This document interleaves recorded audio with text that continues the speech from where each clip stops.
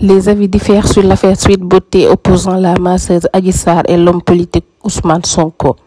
Si le professeur Ibra Bari Kamara soutient que la saisine de la Cour européenne des droits de l'homme sur ce dossier sera irrecevable, le directeur Mbaye Cissé, chercheur et spécialiste en études de droit comparé, lui indique les risques encourus pour les pro-Adji Sarr si toutefois le dossier est acté.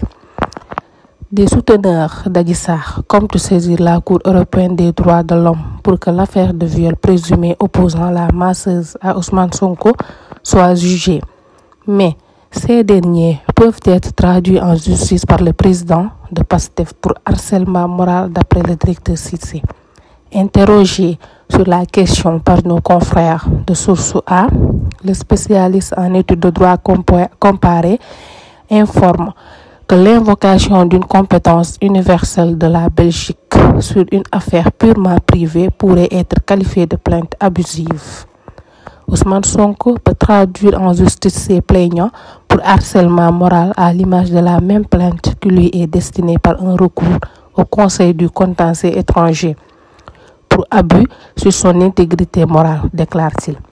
À cet effet, il ajoute que les auteurs peuvent risquer une peine d'emprisonnement de 15 jours à 2 ans et ou d'une amende de 50 à 300 € environ. Si le juge est libre de statuer en fonction de la gravité de la situation et du profil des accusés, il peut tout de même choisir l'amende comme sanction ou combiner les deux types de punitions. Ce qui veut dire, si jamais le maire de Ziguinchor porte plainte en retour pour harcèlement abusif, les pro-Adji Sarr risquent de subir de lourdes pénalités, renseigne le directeur Mbaye Cissé.